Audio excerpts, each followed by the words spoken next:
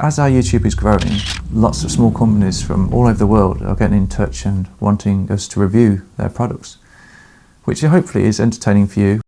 Sandmarc have got in touch and they sent me a telephoto lens converter for iPhone. So if you haven't seen this channel before, I'm a photographer and this channel does lots of lens reviews, so I know what I'm talking about when it comes to photography. They've also sent me a tripod to go with it, and they've sent me this lens cover which is particularly designed to suit the lens adapter, and that's basically what you do. You just screw it in and away you go. So let's talk about the build quality, and it is exceptional. This little lens feels fantastic. It's smooth metal, it's quite hefty, it's quite heavy, which is good because glass, you want lenses to be good quality, which is usually heavy. And then you've got the mobile phone cover, which is particularly designed because it has the screw threads in the back of the camera to go on the lenses.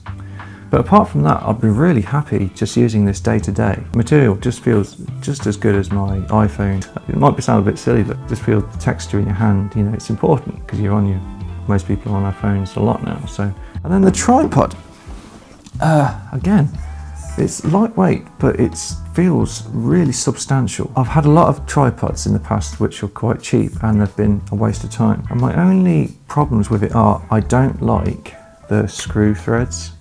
I find them a bit temperamental sometimes, but this actually works quite well. I've gone in securely, so I much prefer clips for tripods.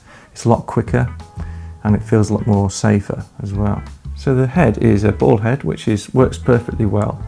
And it has a small plate, and the mobile phone, I call it a clamp, and it works really well actually. I'll show you now. It just goes in, and I've used it a lot and I've never felt like it's going to fall out like that, really securely, and works perfectly well. And you can adjust it horizontal, and then you can turn your phone around to suit. My only problem with this is I wish it had a handle. You might find on some of the tripods that it comes with handles that you can maneuver the head a lot easier. How is it going to work as a 6x telephoto lens? So I've used teleconverters before with photography. It's magnifying the lenses which you've already got on your mobile phone, and a lot depends on that. So if you've got not a very good camera phone, you're not going to have very good images. But if you've got a really good camera phone, then you'll have better images. I mean, I've got an iPhone 12 Pro, so that's a few generations old now. But I feel like it's good for what it does for me, but I feel like putting a 6x converter on it will really test it and maybe take it beyond its capability. Because this is a 6x, every little movement is magnetized 6x. So trying to find, and it's a manual focus because the focus ring is at the end.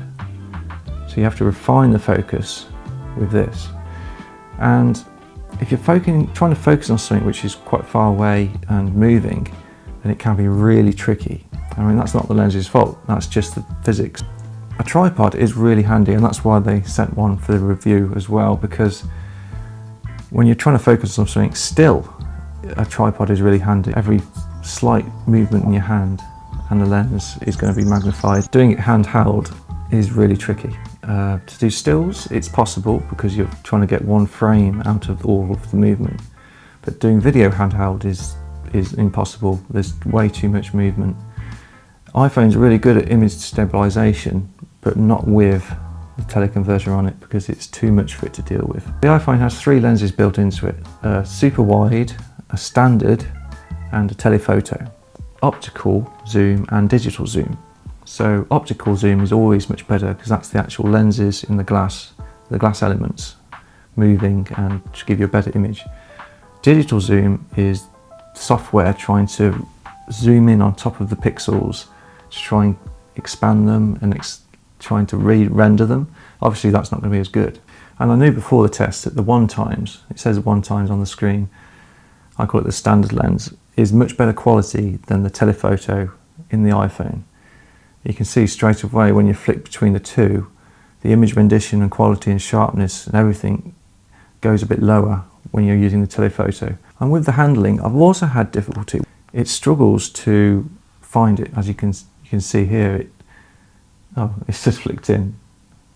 Then you can try and focus. But you can see it keeps on flicking out to switch to the other lens, because that's what iPhone does. The ultimate user-friendly device. So if you zoom in on the screen, it'll switch to the other lens. The problem is with a teleconverter on it, it confuses it. So Sandmarc recommend getting an app for your phone which has more controls, more manual controls over your camera. And I have downloaded one for a trial and it works a lot better. And obviously you can see it's quite big and quite heavy. It might look a bit odd. I mean, does it look a bit odd? Kind of, when I was walking around the street, I did get some funny looks. It's like, what's that sticking out your phone? What is the image quality like? So I've had a mixed bag of results. Some have been really good using the teleconverter, some have been really bad.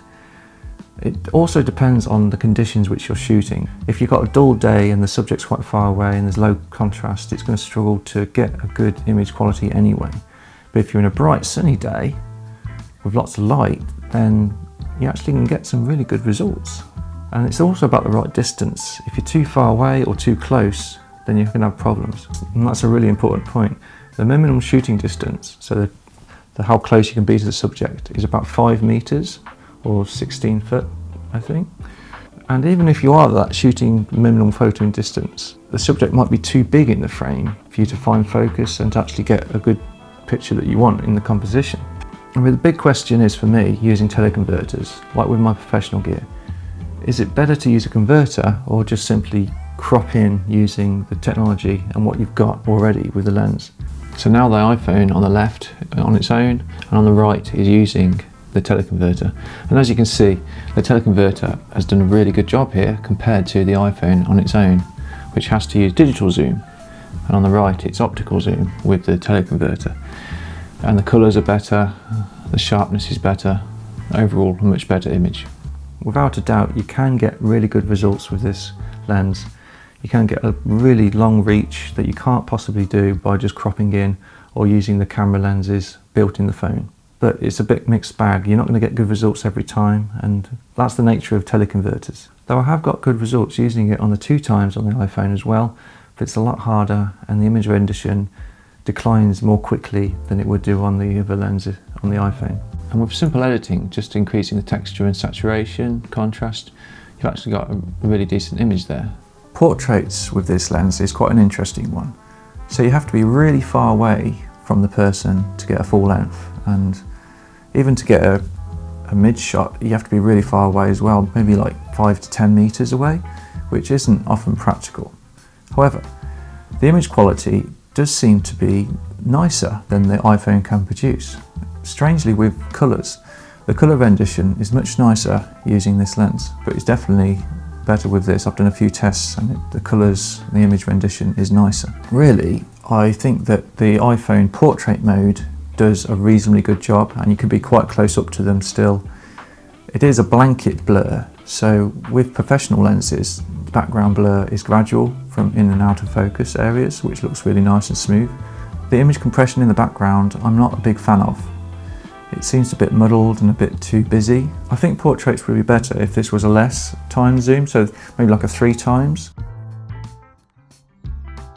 So really the takeaway of this is you can get good results. If you have the latest phone or a really decent camera phone, then this will be even better. And I think this is future proof. You have to have realistic expectations about what your camera phone can do. Really, they only look good on the phone itself. When you put them on the bigger screen or try to print them out, they're never going to hold their value, their rendition, their sharpness as well. But if you're just uploading to social media, then it's great. And that's the same using the teleconverter as well. In fact, you'll see more of the errors because the teleconverter is magnifying the very small camera that you have on your phone. Use them sparingly. The whole point of this is to capture something further away that you couldn't before. So I've had a really good time using it actually, and maybe having this in your pocket and attaching it to your phone when you need it is really quite handy actually.